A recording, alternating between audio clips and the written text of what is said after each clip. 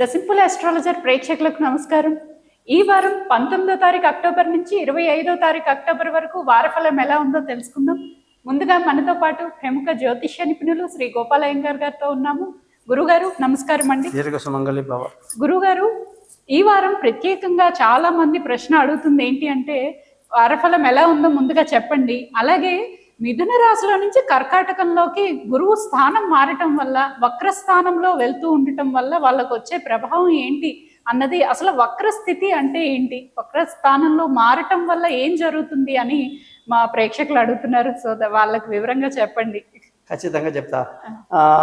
ముఖ్యంగా మీ అందరికీ కూడా ఏదైనా గుడ్డిగా నమ్మడం, గుడ్డిగా ఏదో వినడం, బోల్డ్ అని యూట్యూబ్ ఛానల్లో ఈ మధ్య ప్రతి ఒక్కడు డబ్బు చేసుకోవడానికి అడ్డదిడ్డగా యూట్యూబ్ చేస్తుంటారు. చూసే గాడిదలు చూస్తూనే ఉంటాయి, 90% అవే ఉంటాయి. నా మనవడు, నా మనవరాలు ఇలా తిప్పుతూ ఉంటారు యూట్యూబ్. అది వాళ్ళకి ఏమీ అర్థం కాదు, సబ్జెక్ట్ కూడా తెలియదు. ఈ సబ్జెక్ట్ దొరికింది వాడికి, వక్రము అని చెప్పి. ఒక్కడిని నిలబెట్టడకండి, అంతమంది యూట్యూబ్ చేసిన వాళ్ళని ఏమయ్యా వక్రం అంటే ఏదో చెప్పండి, వాడికే తెలియదు. ఇదంతా ఒక మార్కెటింగ్ టెక్నిక్ అంతే. నిజమైన జ్ఞానం ఉన్నవాడు ఇవన్నీ పట్టించుకోడు ఎక్కువ. జనరల్గా ఇప్పుడు ఏం జరుగుతుందంటే గాయత్రి, కర్కాటకంలో గురువు ప్రయాణిస్తున్నాడు. ఆ కర్కాటకంలో ప్రయాణిస్తున్నప్పుడు ఆయనతో పాటు అన్ని గ్రహాలు కూడా 12 రాసుల్లో తిరుగుతుంటాయి కదమ్మా. ఈ కాస్త ముందు వెనక జరుగుతుంది. గ్రహాలు ముందు వెళ్ళినప్పుడు, ముందు వెళ్ళి మిగతా గ్రహాలు ముందుకు వెళ్ళటం, మనం వెనక్కి రావటం అంటే, మన ట్రాఫిక్లో వెళ్ళినప్పుడు బాగా జామ్ అయిపోయినప్పుడు మన బండి మనం తోలకుండానే స్టీరింగ్ ముందుకు వెళ్ళినట్టు భ్రమ వస్తుంది. మన మీద వెనక్కి వెళ్ళిపోయినట్టు ఒకసారి కళ్ళు తిరిగిపోతుంది ఎవరికైనా అది ఆ ట్రాఫిక్లో. అలాగా గ్రహాలు అంతరిక్షంలో తిరుగుతున్నప్పుడు, ట్రాఫిక్ జామ్ అవుతున్నప్పుడు అనేక కారణాల వల్ల, ఒక ట్రాఫిక్ జామ్ అనే కాదు, అనేక కారణాల వల్ల గ్రహాలు ముందుకు వెళ్ళినట్టుగా వెళ్తూ ధర్మం ప్రకారంగా ముందుకే వెళ్ళాలి. ఒకసారి వెనక్కి వచ్చినటువంటి మనకు భూమి మీద కనబడుతుంది, గ్రహాలు రావట్లా, గ్రహాలు వెనక్కి రావట్లా. మనకు మన యొక్క ఖగోళ శాస్త్రం నుంచి చూసినప్పుడు, ప్లానెట్కి వెళ్ళి చూసినప్పుడు, అరే ఇన్ని మిథున రాశిలో ఎక్కడో ఉండాల్సిన నక్షత్రం మొన్ననే గురువు అంటే ఏంది మే మంత్లో వచ్చాడు, ఒక సంవత్సరం మొత్తం మిథున రాశిలో ఉంటాడు.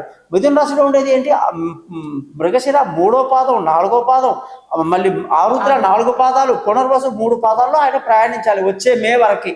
మరి ఇప్పుడు ఇంకా స్టార్ట్ అయ్యి 4 నెలలు అవ్వలే, అప్పటికి కర్కాటక రాశికి వచ్చేస్తాడు ఆయన పునర్వసు 4వ పాదంలోకి. అది అలా ఏంటంటే మనకు ఆ భ్రమని అర్థం మీద నుంచి కనిపిస్తుంది అని శాస్త్రం చెప్తుంది. అంతేగాని గ్రహాలు మొత్తం దాటుకొని ముందుకు వెళ్ళిపోవటం కదదు. కానీ ఇంకొకటి, మనకు కనిపించేది మనం నమ్ముతాం. కాబట్టి ఇది వక్రస్థితి నేను యాక్సెప్ట్ చేస్తా, దాని ఫలితాలు కూడా చెప్తాయి. కానీ దానికి ఇంత పెద్ద యూట్యూబ్లు చేసి ప్రపంచంలో జనాల్ని కంగారు పెట్టేసిన అవసరం లేదు. ఫలితం కూడా ఆల్మోస్ట్ అలాగే ఉంటాయి, ఏం మారవు, స్వల్పంగా కొంచెం కనబడుతుంది అంతే. ఆ తర్వాత ఈ వారం గ్రహాల సంగతి చూస్తే నీకు మనకు కనిపించే స్థితిలో గురువు కర్కాటకంలో ఉన్నట్టుగా, కేతువు వచ్చేసి సింహరాశిలో ఉన్నట్టు, అలాగే శుక్రుడు వచ్చేసి చంద్రుడితో కలిసి మనకి కన్యా రాశిలో మొదలవుతున్నాడు చంద్రుడు.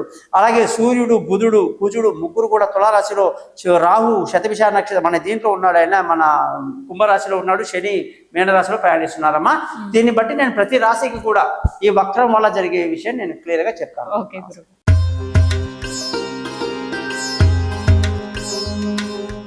ద సింపుల్ ఆస్ట్రాలజర్ ప్రేక్షకులకు నమస్కారం. ఈ వారం 19వ తారీఖు అక్టోబర్ నుంచి 25వ తారీఖు అక్టోబర్ వరకు మిథున రాశి వాళ్ళకి వారఫలం ఎలా ఉందో తెలుసుకుందాము. మనతో పాటు ప్రముఖ జ్యోతిష నిపుణులు శ్రీ గోపాలయ్యంగార్ గారితో ఉన్నాము. గురుగారు నమస్కారం అండి. గురుగారు, మిథున రాశి వాళ్ళకి 3వ ఇల్లు బంధువులు, మిత్రులు అందరూ అని చెప్తారు. అలాగే 6వ ఇల్లు ఆరోగ్యము, నరదృష్టి అని చెప్తారు. అసలు ఈ రెండింటికి మధ్య సంబంధం ఏంటో వివరించండి. తప్పకుండా గాయత్రి గారు, మీరు అడిగిన ప్రశ్న ఏంటంటే, ఈ వారం ముందు దినఫలం చూద్దాం. ఈ వారఫలం చూద్దామమ్మా. ఈ వారఫలంలో మిథున రాశి వాళ్ళకి ఈ వారం తులారాశిలో బుధుడు ఉండడం, మిత్ర స్థానంలో ఉండి చాలా మేలు చేస్తున్నాడు. విందులు వినోదాల్లో పాల్గొంటూ ఉత్సాహంగా, ఉల్లాసంగా, పాజిటివ్ ఎనర్జీతో బాగా ఎంజాయ్ చేస్తారు మిథున రాశి వాళ్ళు. అలాగే వీళ్ళ జాతకంలో ధనస్థానంగానే చూసుకుంటే చంద్రుడు చాలా బాగున్నాడు. సోమ, మంగళ, బుధ, గురువారాలు అన్ని కూడా చక్కటి ధన ఆదాయము, కుటుంబ సంతోషము, పిల్లలతో బాగా ఎంజాయ్ చేయడం అంతా బాగుంది. తృతీయాధిపతి పంచమంలో రావటం వల్ల మీకు బంధువులతో, స్నేహితులతో విరోధాలు, గొడవలు ఉంటాయి. దాని ఫలితాలు 6వ ఇల్లు ఎలా ఉందో గాయత్రి గారి నేను లాస్ట్లో చెప్తాను, జాగ్రత్తగా వినండి ఆఖరి దాకా.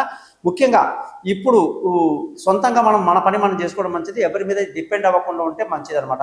ఇకపోతే చతుర్థాధిపతి బుధుడు 4వ ఇంట్లో ఉండడం వల్ల విలువైన వస్తువులు, వాహనాలు, భూములు అన్ని కొనడానికి ఎంతో అనుకూలత, తల్లి ఆశీస్సులతో మీరు అంతా ముందుకు దూసుకువెళ్తారు. అన్ని లావాదేవీలు లాభదాయకంగా ఉంటాయి.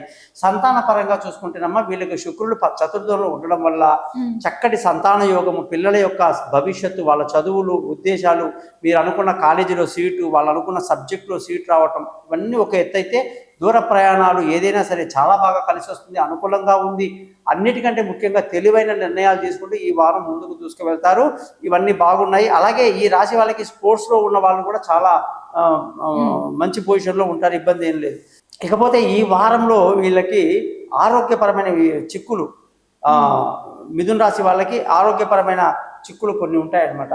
సో ఆరోగ్యపరంగా ఇబ్బందులు రాకుండా చూసుకోవడం మంచిది. ముఖ్యంగా ఈ వారం శత్రువులు ఎక్కువ ఉండడం అవకాశాలు, అప్పుల బాధలు కూడా ఎక్కువ ఉంటాయి. అందుకే అమ్మాయి అడిగింది 3, 6 లింక్ ఇప్పుడు చెప్తాను మీకు. అలాగే సప్తమాధిపతి భర్త చాలా మంచి పొజిషన్లో ఉన్నారు. భార్య అయినా సరే భార్యాభర్తల మధ్య చక్కటి సయోధ్య కలిగి సంతోషంగా ఆనందంగా గడపడము, విందులు వినోదాల్లో పోవడం రావడము, అలాగే మెయిన్గా పెళ్లి కాని వాళ్ళకు అనుకూలంగా మంచి విషయాలు రావటం, దూరంగా ఉన్న భార్యాభర్తలు చిన్న చిన్న సంధి వల్ల కలుసుకోవటం లాంటివి, పార్ట్నర్షిప్ కలిసి రావటం, ప్రేమికులకి చాలా అనుకూలమైనటువంటి టైం ఇప్పుడు నడుస్తూ ఉందమ్మా. అలాగే ఈ మిథున రాశి వాళ్ళకి ఇప్పుడు శని స్థితి అదృష్టాన్ని బాగా ఇస్తుంది. మంచి అదృష్టవంతులు అవుతారు. తల్లి, తండ్రి, పెద్దల యొక్క ఆశీస్సులు, వాళ్ళ యొక్క బ్లెస్సింగ్స్ బాగుండి వాళ్ళ నుంచి రావాల్సిన ఆస్తులు బాగా వస్తాయి. వీళ్ళకి ధర్మంగా న్యాయంగా ఉండడం, తీర్థయాత్రలు మెయిన్గా ప్రయాణం చేయడం బాగుంది. దశమాధిపతి గురువు ద్వితీయంలో రావడంలో ఉద్యోగంలో ప్రమోషన్లు, ఇంక్రిమెంట్లు, పై అధికారుల ప్రశంసలు ఇవన్నీ ఒక హెచ్చు స్థాయిలో ఉంటాయి అన్నమాట. చాలా బాగుంటుంది, ఎక్కడ ఇబ్బంది లేదు. ఉద్యోగం లేని వాళ్ళకి ఉద్యోగం వస్తుంది, ఇంటర్వ్యూలు అన్ని సక్సెస్ అవుతాయి. సమయానికి వీసాలు ఏమన్నా రావాలన్నా కూడా అవన్నీ అనుకూలంగా అఫీషియల్గా బాగుంది. వ్యాపారానికి అధిపతి కుజుడు కాబట్టి కుజుడు ఈ వారంలో పంచమంలో ఉండి వ్యాపారంలో మంచి లాభాలతో ముందుకు దూసుకువెళ్ళే అవకాశాలు బాగా ఇస్తున్నాడు. కాబట్టి వ్యాపార పరంగా మీరు చాలా పైకి వస్తారు. అందులో ధీమాగా చెప్పొచ్చు. ఖర్చులు కాస్త అధికంగా ఉండే అవకాశం ఉంది. ఇకపోతే మీరు అన్నట్టుగా ఏ గ్రహానికి వీళ్ళు పరిహారం చేసుకోవాలో అది కూడా మనం క్లోజ్ చేసేసుకుంటే అన్ని గ్రహాలు వీళ్ళకి బుధుడు బాగున్నాడు, చంద్రుడు బాగున్నాడు, సూర్యుడు, ఆదిత్య హృదయం చదువుకోవటం మంచిది. ఎందుకంటే బంధువులకి, స్నేహితులకి ఆయన్నే కారణం అడిగింది. అలాగే 6వ ఇల్లు ఆరోగ్యానికి కుజుడు, ఈ 2 గ్రహాలకి చేసుకోవాలి పూజలు. ముఖ్యంగా గాయత్రి అడిగిన ప్రశ్న ఏంటంటే ఈ మిథున రాశి వాళ్ళకి 3వ స్థానం అంటే బంధువులు ఎవరు అంటే సూర్యుడు, అంటే సింహరాశి. వీళ్ళు ఈ 3వ ఇంటి వాళ్ళు కానీ మనతో బాగున్నారు అనుకోండి, రిలేషన్షిప్ బాగుందనుకోండి, ఫ్రెండ్స్తోని రిలేషన్షిప్తోని మన ఆరోగ్యం బాగుంటుంది, మనకు శత్రువులు ఉండరు, మనకు అప్పుల బాధలు కూడా ఉండవు అన్నమాట. సో బంధి పరిపాలన అంటే 3వ ఇంటి ఓనర్ సింహరాశి కాబట్టి మీరందరూ కూడా సూర్యుడు బాగాలేడు ఇప్పుడు. కాబట్టి బంధువులు కొట్లాటకు వస్తారు, మీతో ఈసడింపుకు వస్తారు, గొడవలకు వస్తారు. అయినా మీరు వాళ్ళని బాగా మేనేజ్ చేస్తూ కాస్త తగ్గి బంధు పరిపాలన చేయండి, నో ప్రాబ్లం. అలాగే 6వ ఇల్లు శుక్రుడు పంచమంలో ఉండి నరదృష్టి ఎక్కువ చేస్తున్నాడు. అంటే ఈ బంధువుల ఏడుపు ఖచ్చితంగా మీరు ఎప్పుడైనా ఏ జాతకమైనా చెప్తా వినండి, మీరు అడిగేది మామూలు ప్రశ్న కాదు అది. మీరు 3వ ఇల్లు బాగలేకపోతే ఆటోమేటిక్గా 6వ ఇల్లు బాగుంటుంది, దాని ఎఫెక్ట్ ఉంటుంది. కాబట్టి ఈ వారంలో ఏంటంటే బంధువుల ఏడుపు మీ ఆరోగ్యం మీద ఎఫెక్ట్ అవుతుంది. మీ ఆరోగ్యం వల్ల ఏమవుతుంది, ఆరోగ్యం పాడైతే లేనిపోని దిగులు వస్తుంది, అప్పుల బాధలు, రుణ బాధలు అన్నీ ఉంటాయి. కాబట్టి శుక్రుడికి సూర్యుడికి మీరు పక్కగా చేసుకోండి. గాయత్రి చెప్పినట్టుగా బ్రహ్మాండంగా చేయండి. ఇకపోతే మన వివరాలు యూట్యూబ్ గురించి చెప్పమ్మ వాళ్ళకి. తప్పకుండా అండి. ద సింపుల్ ఆస్ట్రాలజర్ అని యూట్యూబ్ ఛానల్ ఉందండి. అలాగే ద శ్రీనివాస జ్యోతిష నిలయం అని పేజ్ ఉంది ఫేస్బుక్లో. కాబట్టి మీకు ఎటువంటి సందేహాలు ఉన్నా, నరదృష్టి ఉంది అని భయపడద్దు. ఎటువంటి సందేహాలు ఉన్నా మీరు అందులో కాంటాక్ట్ చేయొచ్చు గురుగారిని. తప్పకుండా మీకు ఆ నరదృష్టి నుంచి బయటకు తీస్తారు. ధన్యవాదాలు.